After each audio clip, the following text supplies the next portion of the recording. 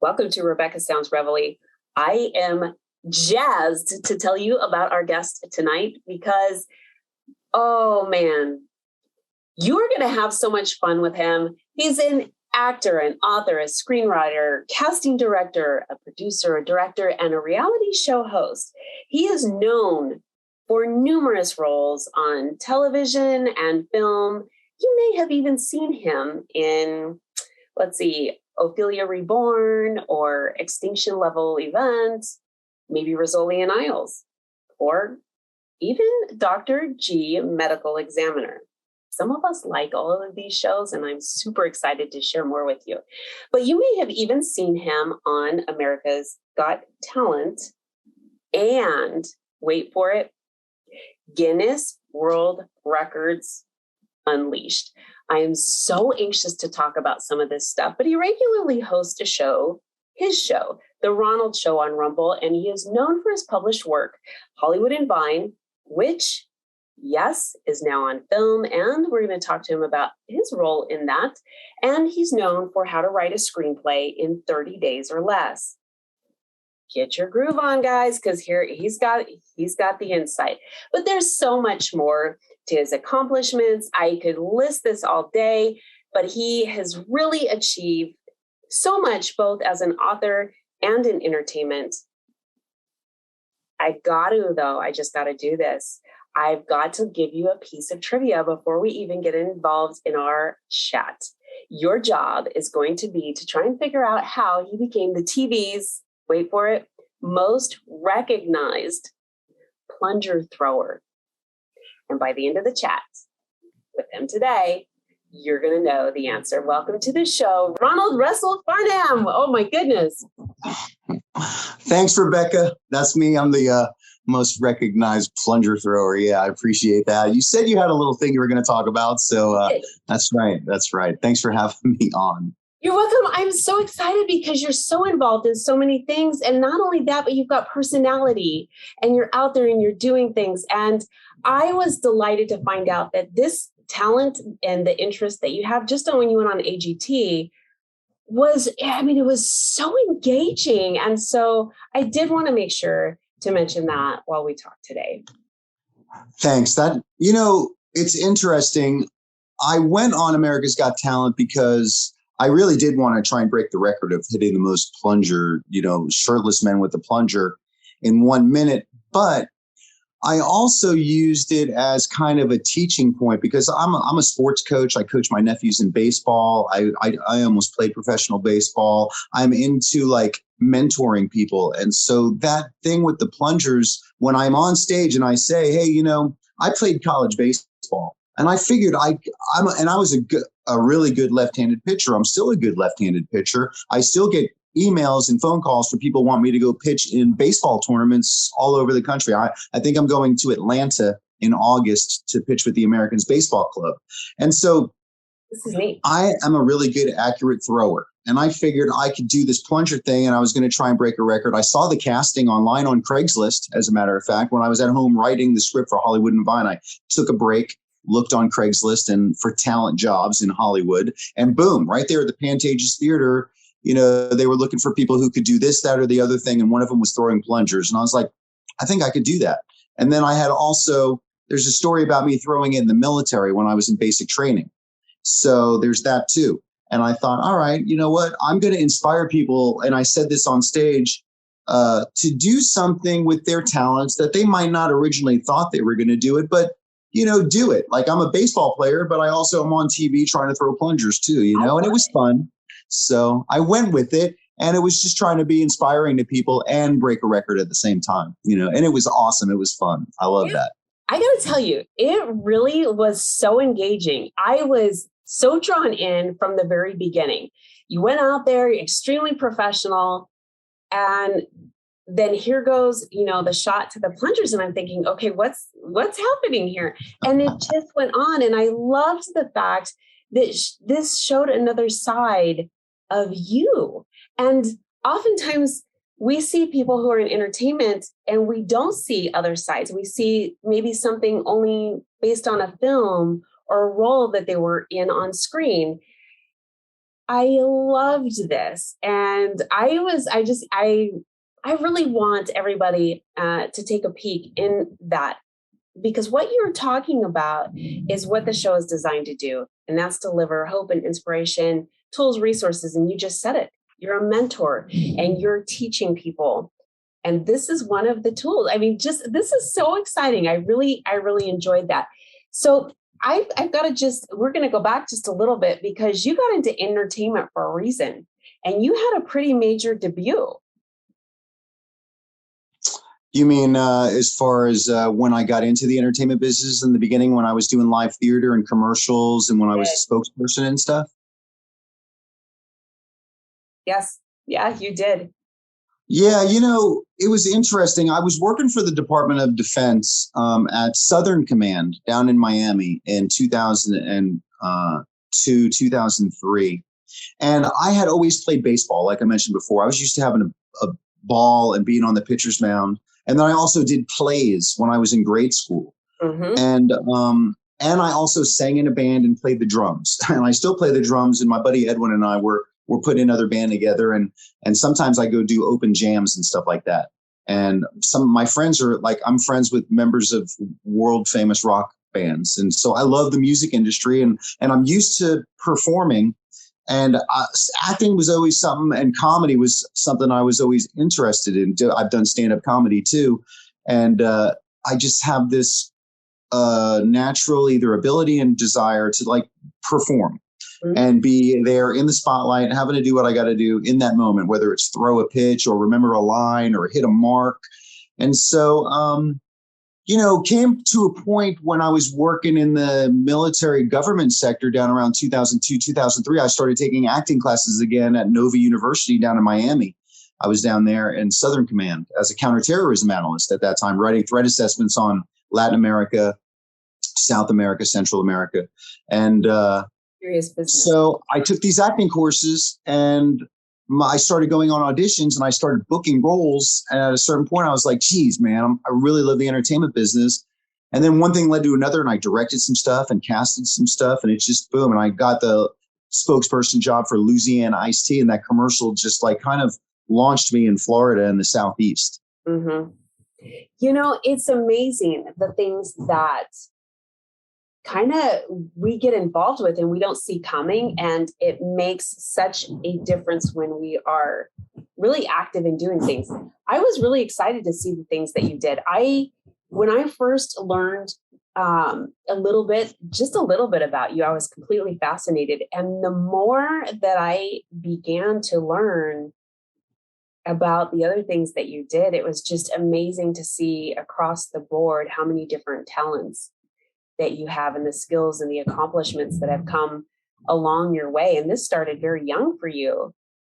Oftentimes we don't pay attention to that passion that we have inside. Yeah, when I was a little kid, my mom put me in gymnastics when I was like 5 or 6 years old. My sisters and me put us in South Brevard Academy of Gymnastics in Florida, over on the beach side in Melbourne Beach. And then at the same time, I was playing baseball. And then I was taking piano lessons at the same time, and then also going to school. And, so my parents just threw us into all these activities, probably because they didn't want to have to babysit us all the time or watch us. It's like, here, please take our kids for a while. And so I was always like, had a schedule and was taking lessons on something. Baseball. I used to go to baseball school, professional baseball school every year. And then I started taking drumming lessons. So I didn't realize, I didn't really think of it long term, just being a kid and wanting to do stuff that I like to do. All that athleticism and playing basketball. I started playing basketball and football. I started playing a lot of football too. And tennis. I started taking tennis lessons. So I just kind of got really good eye-hand coordination. And I learned to really kind of be solid in the middle of a team dynamic as far as either being leadership or crew, whether I have to be the director or the team captain or the quarterback or just a guy, crewing and helping carry stuff or do whatever. I've just learned how to operate within those dynamics and pick my role and then do it, So do it well. Okay, so let me just go back for a second. There's so many people that say if you want really good skills in life, to be in business, to be in entertainment, to be in anything, having been part of a team, a sports team, is the most crucial thing that you could do, because it changes your entire view about everything that you're doing and how you become involved in different things. And not only that, but persevere through and sort of have the mind frame of winning or being successful. Do you think that was a really kind of a big foundation there with all of the things you were doing? Yes, because it taught me how to goal set and see what I wanted to achieve and then go and do it. And that helped me survive in Hollywood and making my own movie when I did Hollywood and Vine and then Horoscope and what I'm doing. So I set goals in sports. And I remember specifically when I was living down in Miami, I was also playing for the Southern Command men's baseball team. Me and another guy, another major, we started this team so we could compete in the South Broward men's baseball league, wood bat baseball, 18 and up. And I'm a left-handed pitcher and I can hit. And so I had a goal to throw like 100 miles an hour and be the best pitcher. And I worked out for a whole year down there at Southern Command, getting up in the morning, going to the gym, lifting, heavy lifting, and then throwing long toss in the morning and throwing a weighted ball workout right after my, long toss. And then go in the shower, get dressed and go to work and go be a counterterrorism analyst right there in the building. 'Cause we built our own field right outside the building. And so that year and moving forward from there, I dominated. I had a 0 ERA, meaning I didn't give up any runs the whole year. I led the league in strikeouts, striking out the most batters, and we won the championship. And my team carried me off the field on their shoulders at the end of the championship game, and I won league MVP. So, yes. And I've been on a lot of championship teams. I play with the Americans Baseball Club, and we've been going to the Roy Hobbs World Series in Fort Myers for 33 years. And that Roy Hobbs, that Robert Redford character from The Natural, there's this whole wood bat World Series tournament of all different age groups from all over the world every year. And we've been going to it. And I've won championships in that and been part of this team of people from all over the United States that, we still play together. We still come together. I play with Doug Flutie sometimes, the Hall of Famer. And I've learned a lot from him as an athlete who, knows how to go about his business on a sports field. That guy's a really big time leader, Doug Flutie. Yeah. This is really exciting. Ronald, want to go back for a minute and talk about Hollywood and Vine, because you mentioned it. And so I think that this is perfect timing, because you wrote a book, Hollywood and Vine, and it has now become a film. Yeah. Around 2011, I was living in Hollywood. I was living there with Scott DuPont. He was my roommate. I met him on Larry the Cable Guy over at Universal Studios in Orlando. We met on set like around 2006 or 2007 when Larry the Cable Guy was shooting. Oh, and we love it. Yeah. So we stayed friends and we kept communicating, and he would contact me every year. Hey man, when are you moving to LA? Mm-hmm. And then for like 3 years. And finally in 2011, he's like, you ready to move to LA yet? And I was like, yes, I just packing up all my stuff and I'm coming out there. He's like, great. I got a room you can rent. Boom. And so I immediately started writing screenplays. And one of them, the Hollywood and Vine, was originally based on one line and one concept about the contrast between cultures. Okay. And there was all about this person going up the escalator and a person going down the escalator at the Hollywood and Vine train station. And this person going up says, with a foreign accent, because it was about foreign culture in America being persecuted by U.S. citizens who really the whole thing is about this land. This world is just land everywhere. There's no reason to call someone a foreigner. And that was the concept in my head. Like, we're all just living souls on this earth, whatever it is. Why can't we just be living souls, not making fun of people? And I wanted to spark this idea. So it was like, I'm at the Vine in Hollywood station. This person was coming up and this person was like, it's not Vine in Hollywood. It's Hollywood and Vine, you silly Russian. And then it turns into a fist fight. Okay. Well, I know. And then it turned out to be Hollywood and Vine, the movie, but started out with that one moment. I think that is such an important, I think that the plot, I think everything surrounding it is so important, and it's crucial at this moment in time. I don't think growing up, and all of the things that you and I have seen, I don't think it has been to the degree as it is now. I know that there's different shifts that have happened, but where it's at right now just seems a little bit more heavy. Yeah, I can't imagine. I could not have imagined that the world would be in the place that it is right now. But honestly, looking at how everybody has been programmed to kind of manifest this rapture and Armageddon, it's like we're diving into the darkest times, starting some type of tribulation, based on the Bible, which everybody knows about, and we might be accidentally manifesting, and we don't have to. Some people think the future is set in stone and there's destiny and it's got to be the way it's got to be. But I think that we can really control our reality if we can all think en masse together what we want our future to be like. Right now, we aren't really dictating our future. Our future is being dictated by a bunch of rhetoric that everyone is being kind of invaded with.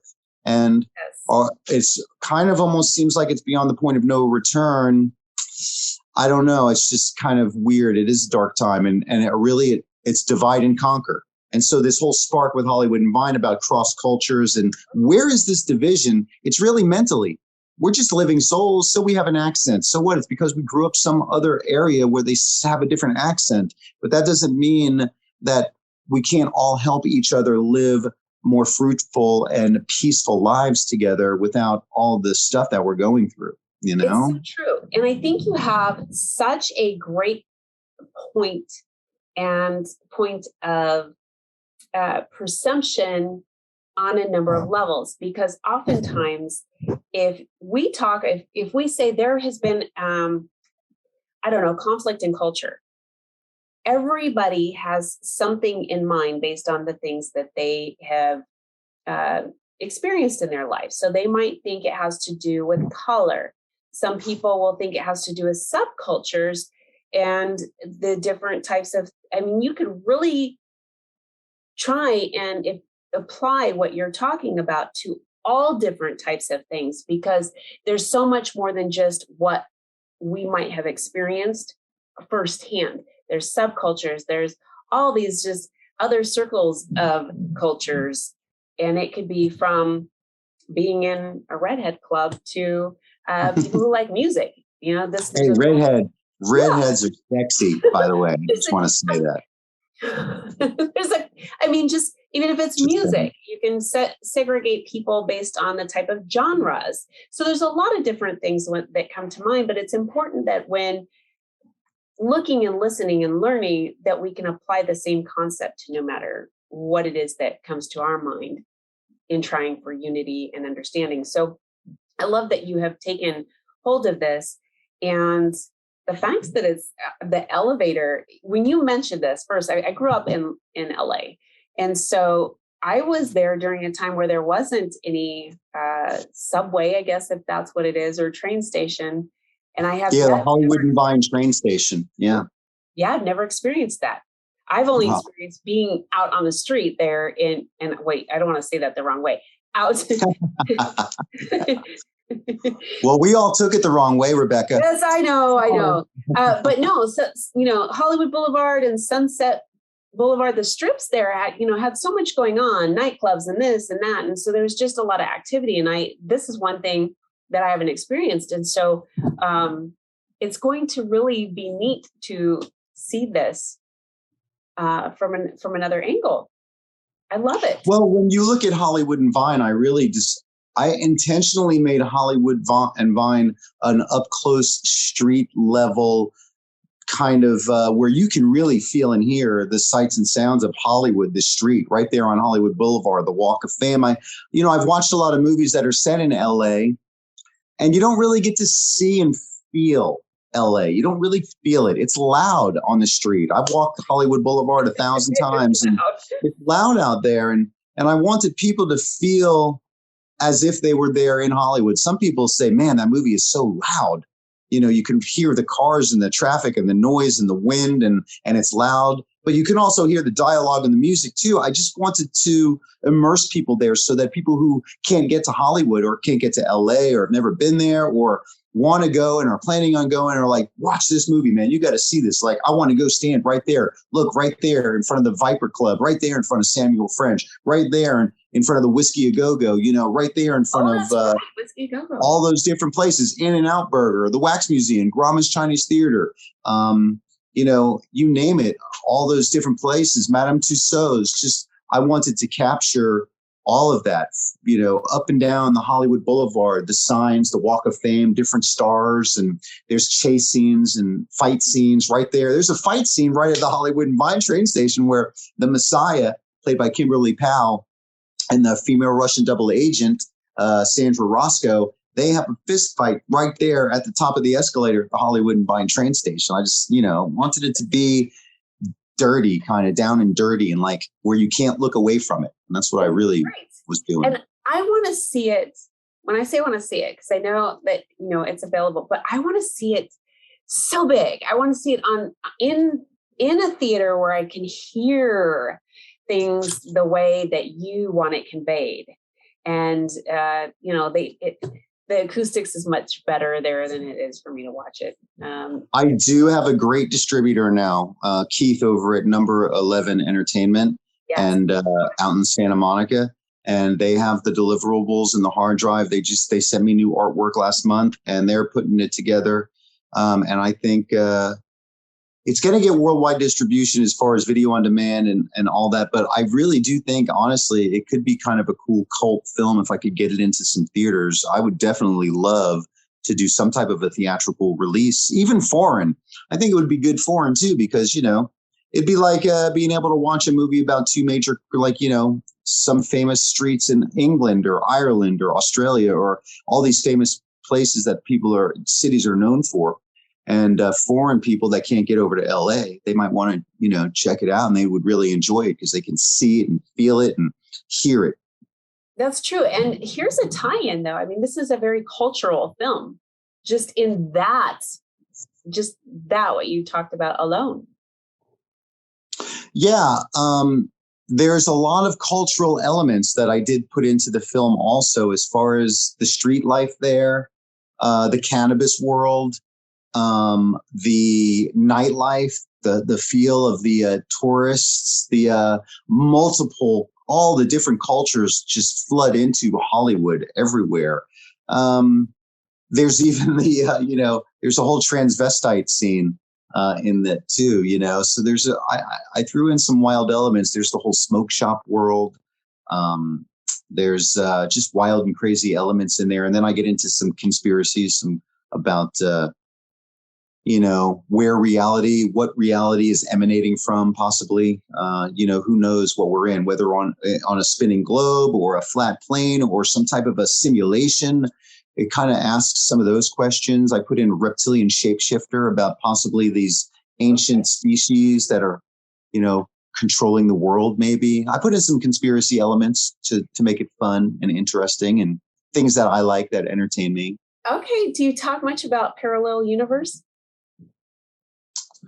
Well, in Hollywood and Vine, I do not, but I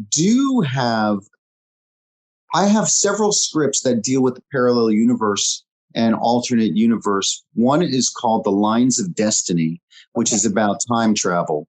And it is all about alternate realities and how we have got time travel and we're doing things to get into our reality.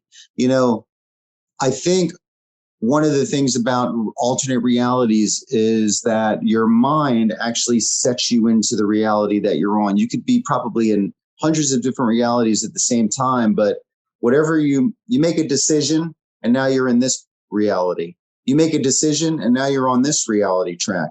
And I think constantly we might be jumping into different realities. And that's what Lines of Destiny is about. And I have another book, another screenplay. I don't know if I want to say it because I have some really good names. Oh, titles are important. I want to save that for our next conversation. Okay. Yeah. I've got to tell you, I ended up stumbling on a film that was about parallel universe. And I've got to tell you, this actually gave me a different perspective. And I've said for many, many, many years, our perception is our reality. And people kind of thought I was a little off for saying that, or just lived in this different world. I am someone that if I can think that there's, or see or feel that there's something sort of tangible that could actually happen in the world, from what I'm watching on screen, then I'm in. And so this engaged me, and it got me to thinking. And I think that this is really important for everyone. We need to expand our questions in our mind and say, what about this? Is this possible? We don't have to be sort of programmed into, I get up at this time, this is what I do, this is where I go, this is what it is. There's so much creativity, and there's so much more that we are now learning about our world, quantum wise and beyond. So it's amazing to start thinking about the different possibilities that are out there. Especially when you say quantum wise. I've been studying quantum physics now for a few years in depth. I watched a lot of videos coming out of CERN, the European Center for Nuclear Research, that employs the top 7,000 physicists in the world, where they operate the Hadron Collider, this 27-mile pipeline underground that has 4 magnets, where they smash photons together, protons really. They have a oxygen tube that puts out oxygen atoms, strips off the electrons, and sends the protons in opposite directions where they collide. And they're looking for the Higgs boson particle. And what they've said is, we're not solid physical particles. We're not made of solid physical stuff. We're just these small energy balls, fields of energy. That's it. So that made me really start questioning, okay, well, geez, how much does our mind have over our reality? When you say, perception is reality, that is 100% facts, because we're transcribing light energy in a picture on our brain. And whatever we're transcribing, senses, sound, smell and taste, all these things that are just waves of energy coming to apparently physical limbs and things that are absorbing it, and then just painting this picture in our mind. It's not really, it is our perception. Whatever we perceive and how we perceive it, and what we perceive or what we think is happening, is what we're going to, I think, paint as our physical reality. What you believe truly is what manifests out into the physical. I think it's really fascinating to me to think about that. And really, if someone were just starting out to think in these terms, I would say our mind is so powerful, and the things that are along with it. So if you're experiencing something you don't like, it's time to take a step to the side, go left, right, forward, backward, whatever, and take a different perspective. I can tell everybody right now in a minute how to manifest their desired reality. It's very simple. There's 2 parts to your mind. You have the conscious barrier around it, and you have the subconscious, where all the beliefs are held. You have to penetrate the conscious barrier into the subconscious in order to program a reality, and then for it to manifest. Whatever's in your subconscious manifests. Okay. So the subconscious cannot tell the difference between in time, past, present, what has happened, what hasn't happened, what's a memory, and what is just made up.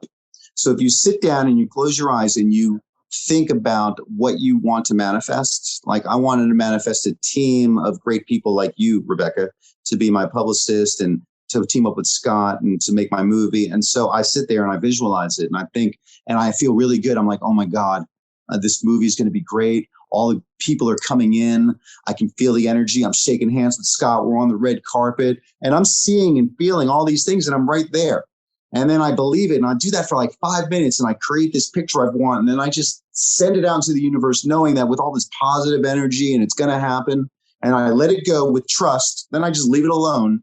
It's going to go out there. It's going to create this standing solid waveform that's going to come at me. And I'm going to wind up standing right there, boom, in front of that reality that I thought of. And I've been doing that now for a while and it works. I can almost do it with anything. Like anything. I can say, I'm going to walk down that street and go find $5 in the grass. And let's go. I'm going to go find $5. And I know it. And I know somebody dropped $5 out there in the grass somewhere. And so I'm going to go find it. I'm going to walk around and boom, suddenly there's that $5. There you go.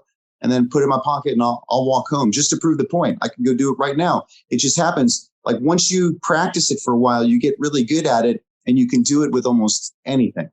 And so that's it. You can manifest your desires by sitting down and giving yourself a few moments to create that desire and then throw it out there with a lot of energy and expect that it's going to come back to you and it's going to manifest. That's all it is. Positive expectation, strong emotion, and a solid vision. This is really important the way you shared this, because I've worked with so many people for many years, and I try to really share how important the power that we have within our brain is. And one of the things I will talk about is not allowing certain negative, which I call unhealthy, things to come into the brain, because our subconscious will tell our conscious to go do that. So for example, I've got a glass of water in my hand and you're walking across, or a plate or whatever it is, you've got something breakable, let's say, in your hand, and you can't drop it because of the damage it's going to cause. But on there, you're holding it, you're walking, you're saying, I'm going to drop it, I'm going to drop it, I'm going to drop it, I'm going to drop it. And then what do? You drop it. Yeah. Mm-hmm. Power. Well, the mind has but one ability, and that is to complete the picture that you put inside of it. I think Abraham Maslow said that. And so positive self-talk is important, and phrasing it properly as positive statements instead of negative statements. Like, I don't want to get into an accident. I'm not going to get into an accident today. I'm not. Well, if you say that, your subconscious doesn't hear the word not or don't. It just hears get into an accident. But if you say, I'm going to go out there, I'm going to have a great experience in traffic. I'm always safe. Everything's great. I'm going to, make all the lights. I'm going to be on time. I'm going to be 10 minutes early. I'm going to just take my time. Then that's how your ride is going to go. And it's all about what you're programming yourself moment to moment, day to day, year to year to live and say and be. Most people are creating their lives haphazardly. And, there's that phrase, failing to plan is like planning to fail. I'm full of a bunch of catchphrases that I apply, and it keeps me producing. I could be lazy and do nothing and sit on the couch and watch stuff, but I decided to just be a creator and enjoy life. And then I'll just do that. And if I build it, they will come. That's kind of one of my mottos too. Like, I'm going to make movies, I'm going to write books, and whoever likes them is going to like them. And I'm going to have my voice and my message and make it as commercial as possible. That's why I made my entertainment company, Enlightenment Through Entertainment. I love this. I think that this is extremely powerful. The messages that you have to deliver through the things that you write, how you bring them to life, the things that you implement in your own life is such an amazing thing that you're going to inspire people on a number of different levels through your work. And you've already achieved so many. If anybody is wanting to see your work, they can go to IMDb. They can catch you everywhere you're at and see the amount of things that you're doing. You are a man that stands behind what you believe and you go after it. And perseverance is proving the things that you're doing. And you even have a show of your own, the Ronald Show. Yeah, I started that around 2009 or 10. 11, 2009, really, when I was living in Florida, a little bit before I went to LA. And it was the Ronald Show, documenting the collapse of life as we know it as perpetrated by the global military industrial complex. I thought, what the heck, man? There were so many things going on in the world. I could just see the future, and I had read about it and started studying it. And I was involved in the Department of Defense for a long time, and I knew the way that things were operating. And I just one day was like, I have to just start talking about this stuff on camera, and I'm going to start a show. And it became and I just thought of it, the Ronald Show. I'm going to document the collapse of life as we know it, as perpetrated by the global military industrial complex. And, no offense against people who serve in the military, but I just feel like worldwide, there's just a whole bunch of warring going on that we don't need. And so I started that in Florida, and I kept running it I've got over 200 shows, and I had a lot of subscribers on YouTube. And my show was getting a little bit, it was giving a lot of friction toward what the agenda I thought was by the mass media and YouTube and Google and stuff. So they terminated my show. But I took, and I had already got all my stuff, all my videos, my 200 episodes on hard drives. So I decided, okay, you know what? I'm going to put it on Rumble, and then I'm going to get worldwide distribution for it. Instead of just putting it up on YouTube, I'm going to make 200 1-hour shows that tracks the whole thing, and is still going on today. I still make the shows, but I am reserving them for, distribution with my distributor. So I've got like so much editing and work and deliverables to get to my distributor that I think I need to hire several editors, and I'm going to be doing all this for like the next 150 years. So, but that's okay. I'm doing it. It gives me a purpose. It gives me motives and drive and goals. So yes. I'm going to keep doing that. Yes, I've got to tell you, I'm excited about so many things that you are involved with right now that we can't talk about. And we will be having you come back on to share them as we're moving along with you through them, because these are things that are going to make such a eye-opening change for so many people. And it's all so enriching that it's enjoyable, also as on an entertainment level. So this is going to be a lot of fun. Let me ask you, so the audience, if you wanted them to get connected with you and start following you and just walking with you through the journey as you're going, because you're changing lives and it's going to change the lives of the people that are connected with you, what would you say is the best way for them to follow your journey and get involved with you? Well, right now I really interact with people most on Facebook. I put select postings on my Facebook wall now. And I'm really responsive on Messenger. That, my goal is to have a solid 5,000 followers on there of people that I'm all connected with. And then I also have Twitter.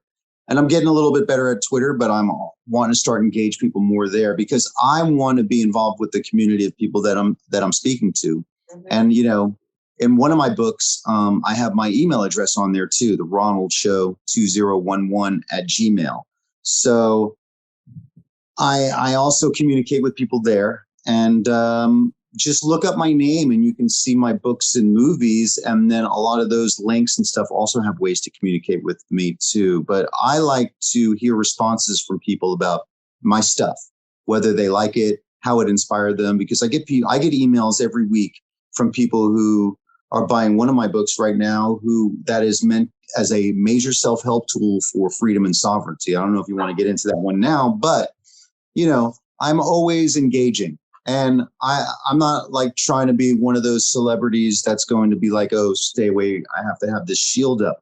Honestly, I've been a people person my whole life. And I love talking to people and finding out what their desire is and what they're trying to figure out, so that maybe I have something that I've done or can offer or say to them that can help them, because I know how to achieve all my goals now, and I'm achieving all my goals, and I practiced it and worked on it. But I want other people to be happy.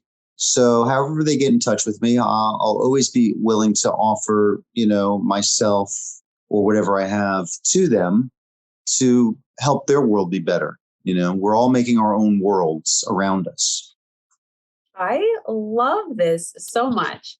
Thanks. I want to thank you so much for everything that you're doing. I'm glad that we've connected and I get to be a part of the journey with you. I think we're so on the same page in so many levels. And those that are watching, listening, being able to convey the things that they're hearing through you and through just this conversation as they share it is going to make a difference. And I'm really excited about the journey. And thank you so much for giving us just a little bit of you today.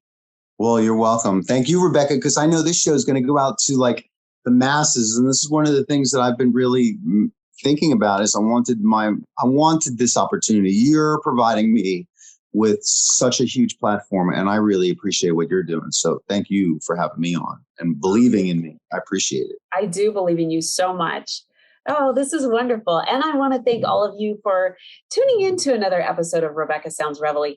If you were really paying attention, there is so much going on in the things that we talked about today. I can think of at least a minimum of 3 highlights that Ronald shared with you that you can start implementing right this second that'll make a difference. And not to mention the films that he's doing that is going to change some things for you too. So I want to thank you for tuning in. I ask that you let everybody you know, that's your friends and your family, everybody on social media, get this out to them, as well as everybody that you don't. Thanks for tuning in.